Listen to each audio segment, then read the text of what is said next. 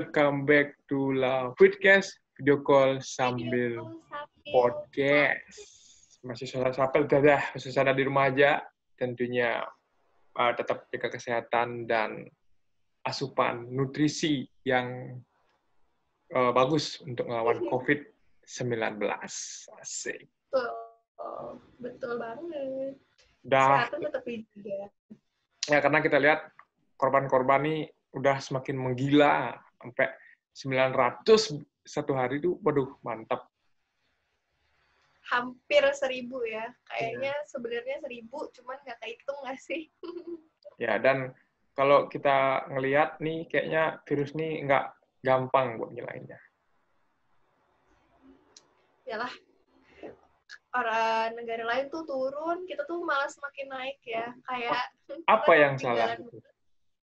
Nah, untuk biar kita nih nggak dibilang ngomong ngawur ya, jadi kita nih udah kedatangan tamu hari ini, jadi nggak berdua. Jadi omongan kita ada yang ngelurusin lah mungkin nanti. Oke, kita undang aja langsung ya. Kita undang aja nih langsung bintang tamu kita hari ini. Mantap. Masih menunggu jaringan ya, dia akan join sekarang. Ya, ada Yogi. Halo, Gi.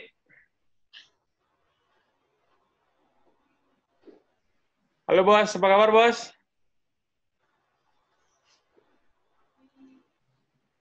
Halo, Gi. Halo, Gi. Kok nggak kedengaran suaranya? Sorry, lupa tak unmute tadi, Ji. Iya. Yeah. Ya, jadi Yogi ini adalah teman SMA aku ya, di Semansa. Beliau inilah calon dokter, asik. Wah, mantap. Apa kabar, Gi? Baik, Ling. Yo, baik. Gimana, Ki? Nah nih, udah dari kapan libur, Ki? Dari kapan ya? Seminggu sebelum Nyepi itu pokoknya udah, kan seminggu sebelum Nyepi udah mulai gini kan, udah mulai rame kasusnya. Terus dari ini kampusku baru keluar kalau mau di karantina. Terus begitu tanggal berapa ya? 16 kalau nggak salah. Langsung aku pesen tiket pesawat buat besoknya, langsung udah balik lah ke Bali gitu. Oh, UAS sudah, UAS? Kalau di FK itu kan pakai sistem blok kan. Jadi gini ujiannya kayak tiap satu matkul ujian gitu kayak sebulan kuliah ujian lagi gitu. Oh, jadi banyak ujiannya, Ki ya? Iya, mungkin sebenarnya sama kayak UAS biasa ya. Cuma ini kayak lebih dicicil lah, kayak sebulan ujian lagi gitu. Jadi nggak secara langsung banyak gitu ya, jadi sedikit-sedikit gitu. Ya biasanya yang sejauh ini paling banyak itu 2 ujian yang tapi nggak bersamaan sih, nggak pernah di satu hari ada 2 ujian. Biasanya pernah paling banyak sejauh ini di 2 hari berturutan, itu yang hari pertamanya ujian ini, hari keduanya ujian apa lagi gitu. Tapi itu udah paling banyak. Nggak pernah sampai 3-4 gitu, nggak pernah. Oke, nah apa namanya? Tentunya banyak nih aktivitas yang terhambat gara-gara COVID nih. Nah, dari menurut pandanganmu sendiri nih, Ki, udah kemarin nih, tempo hari ya, tanggal 20 ya, yang korban udah hampir 1.000 tuh, Gi. Oh, iya. Tanggal 21 20? Oh ya, 21. Iya, 21. Hampir. Tapi hari ini juga, tapi tanggal 23 ini juga korbannya kan positifnya 949 orang tuh. Oh, hari ini juga kan, aku belum lihat kebetulan, udah hampir 1.000. Nah, apa namanya, menurut Ki sendiri nih, kira-kira gampang nggak buat nurunin angka dari 900 tuh?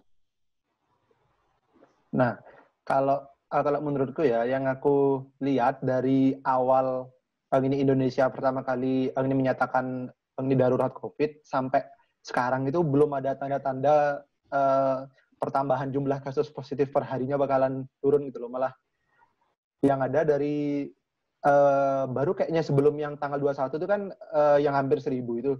Masih tanggal 20-nya kalau nggak salah masih nambahnya 600 apa 700. Terus langsung tiba-tiba loncat ke 900. Terus hari ini juga barusan tadi siang kan diupdate hampir 1.000 lagi gitu. Dan ya kalau menurutku juga belum ada tanda-tanda bakalan turun gitu sih. Nah, apa namanya? Kalau dari pemerintah ini kan kayak bilang udah capek mereka tuh nanganin kayak warga bandel dan segala macam, masih nggak peduli sama protokol kesehatan. Nah, ada nih wacana herd immunity. Nah, kita nih kan dari orang awam mungkin baru dengar aja herd immunity itu apa. Nah, mungkin yang belajar gitu, apa sih sebenarnya herd immunity itu? Nah, jadi kalau yang dari yang pertama dari definisi dulu ya. Kalau herd immunity itu kan herd itu gini artinya gerombolan atau kawanan gitu kan. Terus ya immunity artinya imunitas atau kekebalan. Nah, yang berarti ini herd immunity itu adalah suatu keadaan di mana sekumpulan orang atau segerombolan orang itu mempunyai sebuah kekebalan terhadap suatu penyakit gitu. Dan dalam hal ini penyakitnya adalah COVID-19 itu sendiri gitu. Nah, terus yang bikin dia beda sama yang lain, sama yang immunity yang lain adalah dari syaratnya yang jelas herd immunity ini perlu melibatkan orang banyak dan buat dia tercapainya itu perlu waktu lebih lama daripada cara yang lain kayak misalnya vaksin kayak gitu-gitu. Perlu waktu lebih lama gitu. Kalau kayak gitu kan berarti herd immunity itu ngebiarin orang untuk untuk terkena, abis itu dia tuh jadinya antibodinya tuh jadi kuat gitu ya.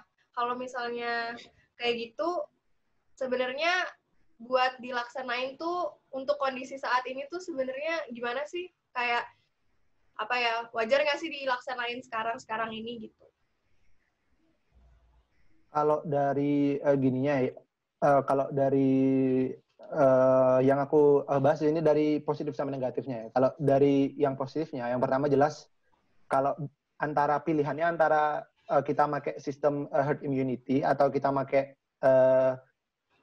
yang anjuran pemerintah kayak misalnya physical distancing, terus keluar kamar pakai masker kayak gitu, sama kayak misalnya pengecekan massal yang di jalan-jalan yang dipakai drive-thru dicek gitu-gitu itu sebenarnya kalau dari sisi ekonomis sama dari sisi sosialnya lebih bagus ini herd immunity. Soalnya di herd immunity itu gini pemerintah nggak perlu sampai harus ini nge-lockdown kayak PSBB atau kalau kita di Denpasar ini kan ada PKM kayak gitu itu kalau kita menerapkan yang namanya strategi herd immunity itu nggak perlu kita nggak perlu membatasi pergerakan masyarakat tapi kayak dibiarin tetap kayak biasa, sekolah tetap jalan, kuliah tetap jalan, terus yang kayak restoran, salon, toko buku gitu masih pada buka semua. Nah, jadi sisi positifnya itu yang pertama dari sosial dan interaksi manusia jelas bisa dipertahankan. Terus juga dari sisi ekonomi, nah itu bagus karena yang sistem ekonomi kita yang selama ini kalau dengan PSBB dan sejenisnya itu terhambat, kalau kita pakai sistem herd immunity ini ekonomi bisa lebih jalan kayak biasanya. Nah, terus kalau dari negatifnya jelas kayak yang udah kita dengar mungkin ya kayak sisi mengerikannya adalah herd immunity ini kalau berdasarkan yang aku baca dari beberapa sumber bacaan yang aku baca itu minimal harus 50% sampai 70% anggota sebuah komunitas atau di sini kita anggap sebuah negara 50% sampai 70% orangnya itu harus terinfeksi. Kasarannya gitu, harus terinfeksi, harus kena virusnya gitu. Jadi harus sakit dulu lagi ya? Ibaratnya kayak harus ngerasain dulu sakitnya nggak sih? Iya kayak gitu. Jeleknya di sana kan ya bukan secara sengaja sih, bukan kayak maksudnya semua dilemparin virus satu-satu, bukan, tapi kayak justru dengan tidak adanya PSBB atau yang pembatasan sosial yang lain itu kan gini, jadi yang orang-orang yang ketemu itu ada kemungkinan lebih besar buat menularkan virusnya daripada kita di rumah gitu. Itu risiko ya. Berarti negatifnya itu bisa aja jadi kayak seleksi alam untuk mengurangi populasi gitu dong ya? Kan nggak semua orang kebal sama si virusnya itu. Ya, benar. Nah, itu gimana, Ji? Kalau dibilang seleksi alam sih, mirip sih sama seleksi alam. Persamaannya itu sama-sama, ini sama-sama yang seperti dibilang tadi, kayak survival of the fittest gitu. Jadi yang siapa yang paling cocok, siapa yang paling sehat, yang paling kuat, ya dia bertahan. Dan dan dari sumber yang aku baca itu, sedihnya itu di beberapa kali pernah ada pandemi sebelumnya, sama kalau di pandemi sekarang kayak contohnya ini Swedia itu, pemerintah mereka menerapkan sistem herd immunity itu, dari hasil penelitiannya cuma sekitar berapa ya? 3-5%. 3-5%, kayak misalnya dari sebuah negara, sekitar 50-70% orangnya kan udah terinfeksi virus kan. Terus dari orang yang terinfeksi virus itu hanya 3-5% orang yang bisa ternyata tubuhnya menghasilkan antibody gitu dari yang kasus COVID ini. Makanya kayak angkanya kecil banget kalau kita mau menerapkan itu, cuma 3-5%. Bayangin 3 dari 100 orang, cuma 3 yang berhasil survive ya. Oh. Ya, yang dari aku baca itu juga yang di Swedia itu kan dari yang positif ada 300.000 orang, tapi yang meninggal tuh juga banyak, ada 3.000 orang. Dari 300 itu kan lumayan banget yang meninggal gitu. Nah, terus dari penerapan herd immunity ini, dari yang yang kita tahu nih, ada nggak negara-negara yang udah berhasil nerapin ini? Kalau sejauh ini, kalau dalam kasusnya COVID ya, yang sejauh ini yang berani ngambil langkah buat herd immunity itu cuma Swedia sih. Dan seperti yang udah dibilang tadi, hasilnya memang untuk saat ini cuma bisa segitu. Tapi dari pemerintahnya Swedia sendiri gini optimis dengan herd immunity ini, gini mereka bakal bisa mencegah ini gelombang kedua dari COVID yang kan udah diprediksi sama beberapa negara kalau bakal ada gelombang kedua. Nah, kalau pemerintahnya Swedia itu, menurut pendapat mereka, katanya dengan cara ini lebih bisa mencegah rakyatnya buat kena yang itu gelombang kedua. Nah, terus kalau buat yang di contohnya ini pandemi lain ya, kayak kan tadi di awal aku bilang buat sistem imunitas ini bisa 2 kan, bisa buatan, bisa alami. Nah, kalau yang alami ini kayak sistem herd immunity ini, kalau yang buatan itu vaksin namanya. Nah, kalau contohnya gini beberapa penyakit yang sudah gini bisa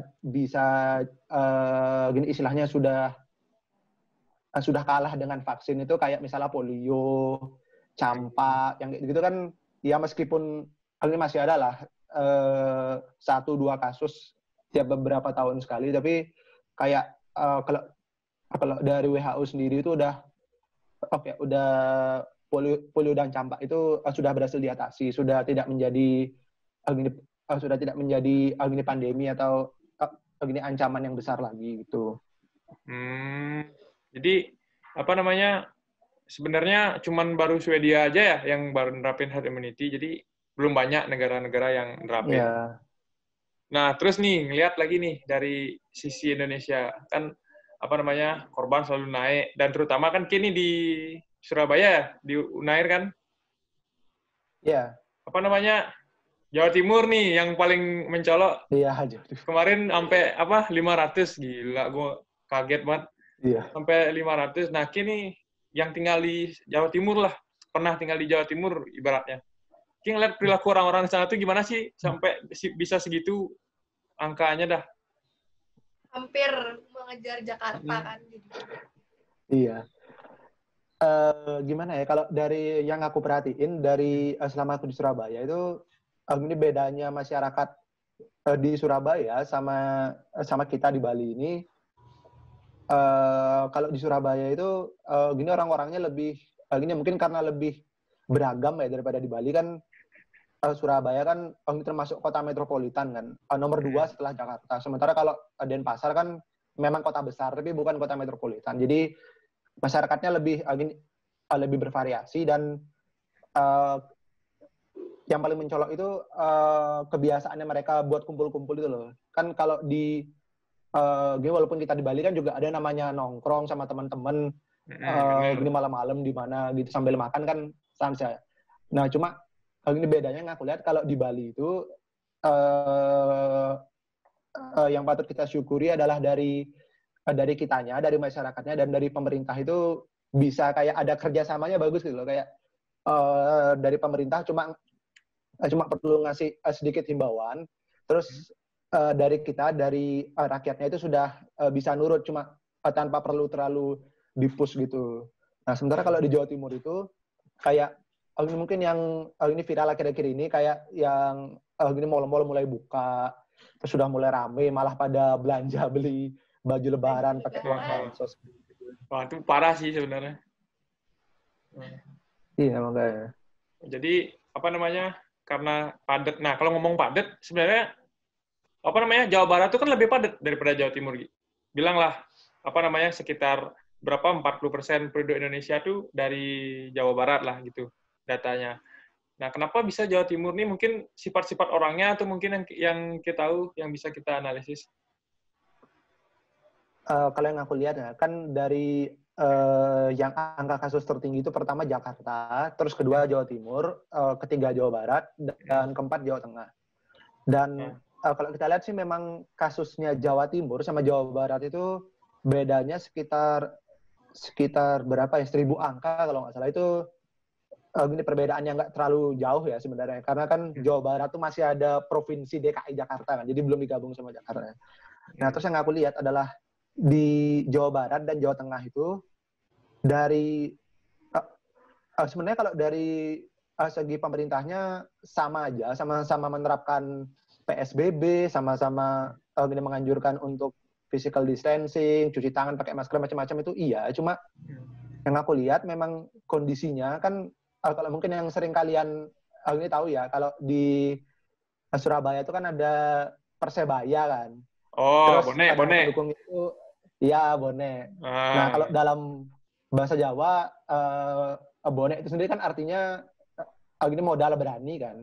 Ya, nah, nekat. Dalam beberapa hal itu bagus buat punya jiwa berani, jiwa kayak itu bagus. Nah, cuma dalam kasus seperti ini di Jawa Timur itu justru pakai boneknya itu kayak gini aku bodo amat, aku kuat kok, nggak takut sama virus ini gitu. Yang bahayanya di situ. Nah, kalau udah dilihat dari kayak gini kan jumlahnya tuh banyak gitu ya yang udah positif dari beberapa daerah gitu. Terus kalau dilihat dari kayak gini sebenarnya Indonesia tuh udah pantas nggak sih nerapin si herd immunity ini, atau sebenarnya tahan dulu deh di PSBB dulu atau mungkin lockdown dulu gitu atau gimana? Kalau dari pantas apa enggaknya ya, kalau masalah kesehatan kan yang pertama kita harus ini omongin itu dari sisi etik kan. Nah, kalau dari WHO sendiri itu dari mereka tidak menganjurkan negara manapun untuk ini menerapkan ini herd immunity, karena kayak yang tadi udah contohnya di Swedia itu udah ini meskipun pemerintahnya optimis tapi data yang berbicara adalah bahwa jumlah warga yang gini bisa mengembangkan antibodi terhadap COVID ini kecil banget kan.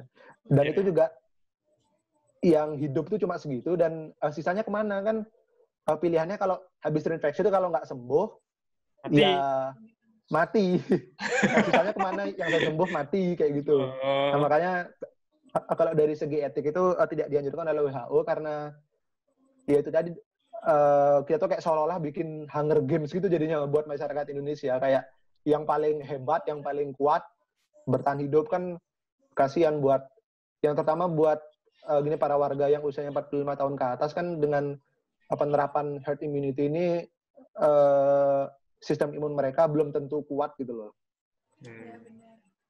Nah, sebelumnya nih kan kita virus corona ini kan baru-baru tahu ya, baru-baru muncul 2019. Nah, sebenarnya di Ya. ilmu kedokteran sendiri itu ada nggak sih nama virus corona itu? Aku penasaran karena kan namanya aja COVID-19, benar-benar 2019 munculnya. Di ilmu kedokteran tuh ada nggak COVID itu sebelumnya?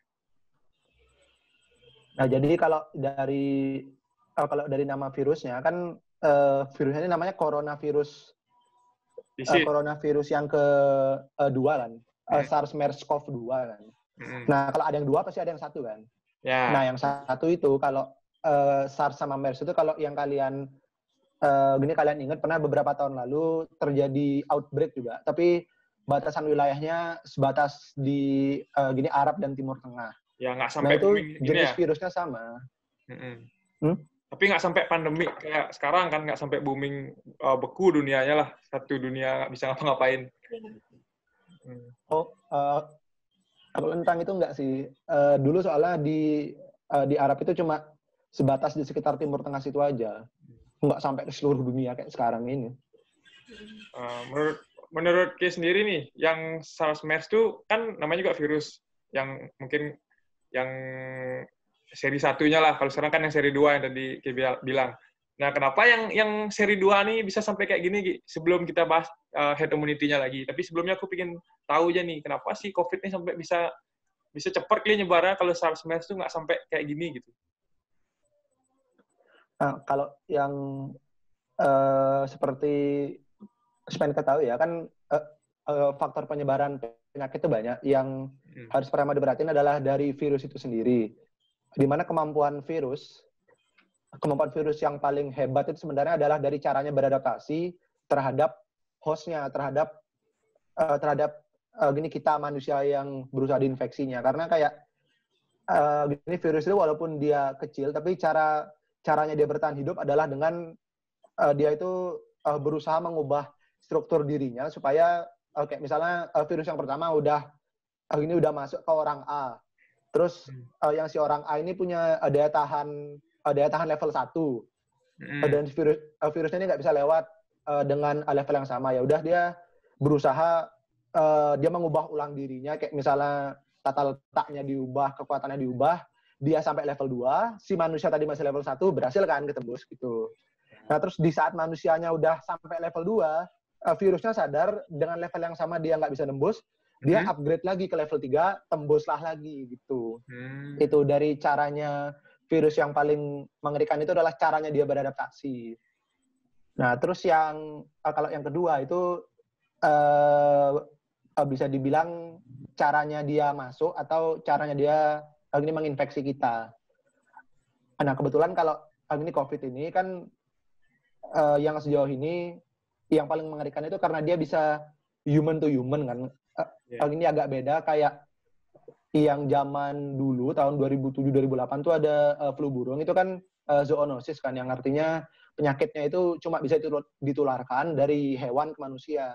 Nah, sementara COVID ini bisa dari manusia ke manusia, dan si manusia yang tertular ini kan nggak mungkin diam di satu tempat doang.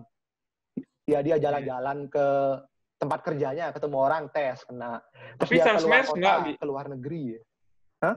Tapi SARS-MERS yang dulu itu kan juga orang pada berpindah-pindah lah ibaratnya sama sekarang. Tapi kenapa resikonya tertular tuh lebih besar yang sekarang? Apakah virus ini dimodifikasi atau gimana menurut Kiki?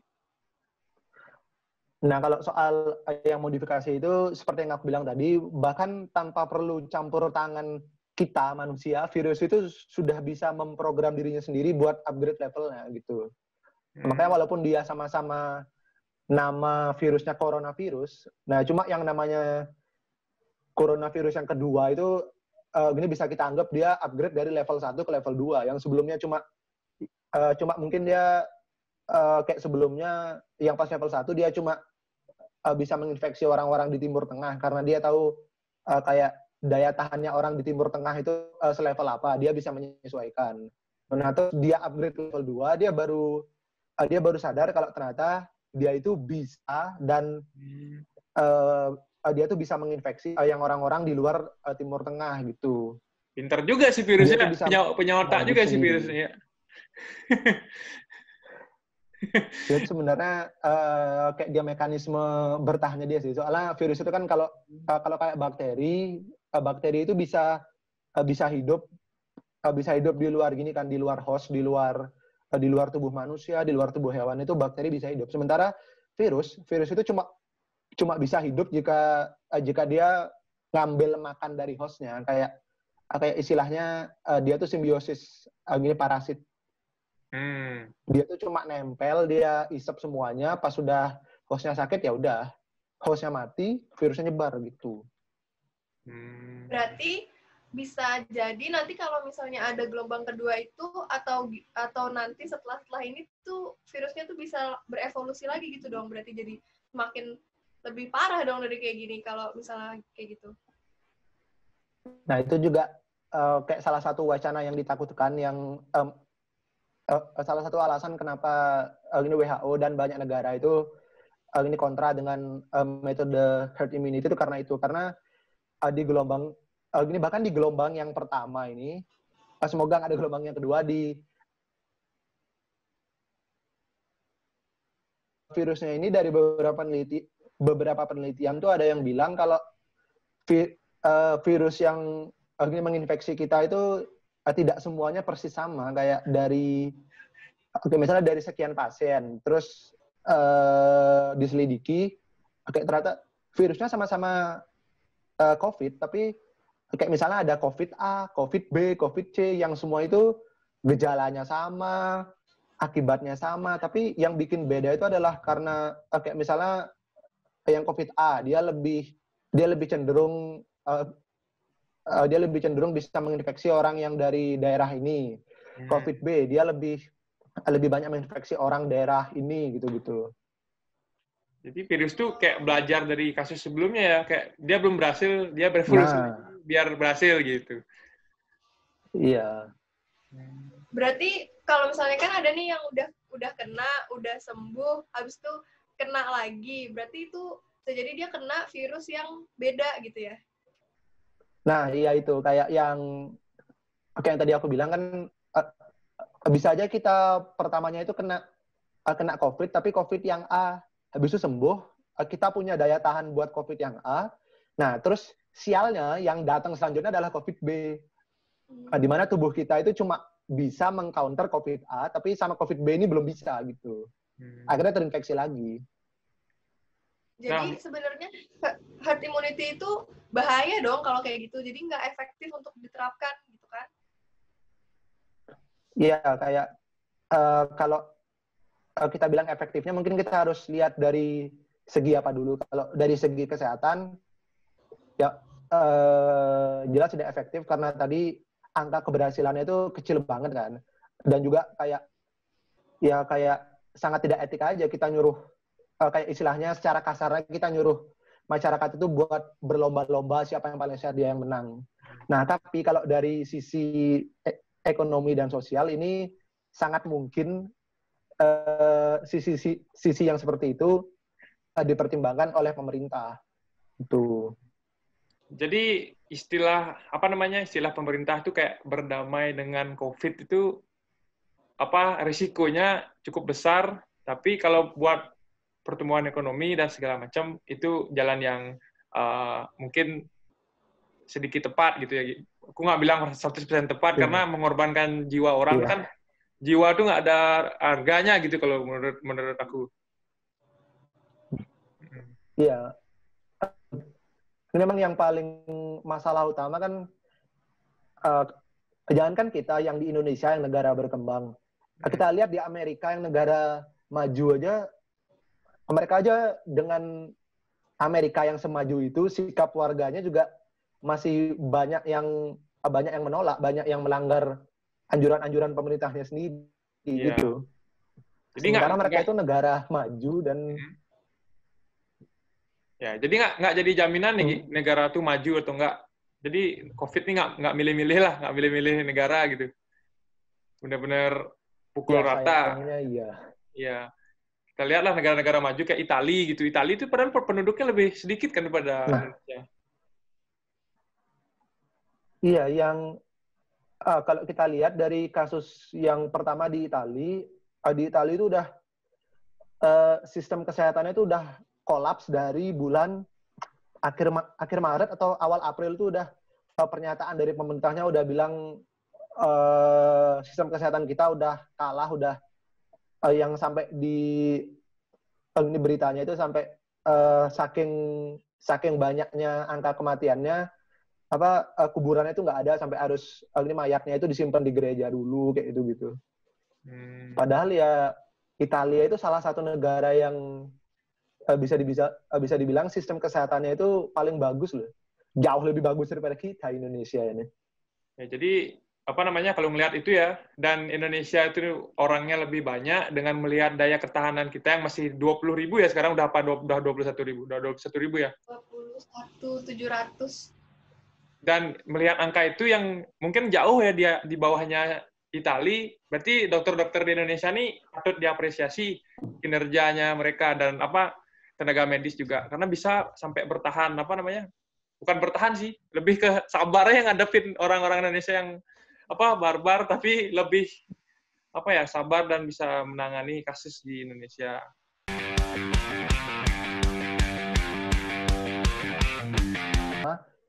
Bukan cuma aku, bukan cuma kamu, bukan cuma kalian yang merasakan susah ini, seluruh Indonesia, bahkan seluruh dunia itu mengalami masalah yang sama, kesulitan yang sama.